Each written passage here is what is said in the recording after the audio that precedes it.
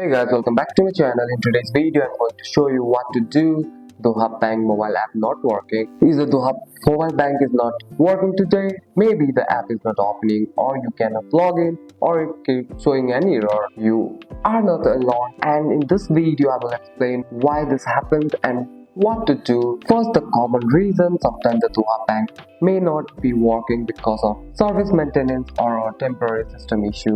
When this happens, the app may stop working for some or everyone, and there's nothing wrong with your phone. In this case, the best thing to do is wait for some time and try again later. Now, let's check for a few samples fix on your site. First, check your internet connection. Swipe down from the top right corner of your screen and make sure your Wi-Fi or mobile data is working properly. Time switching a website or another app to confirm your internet is stable. Then close the Doha app and completely and reopen it. You can also restart your phone. A quick restart can solve many problems including bank app. You can also check for the update. For that, go to the app store. In the search bar, type Doha Bank and install any available update. An outdated app may stop working properly.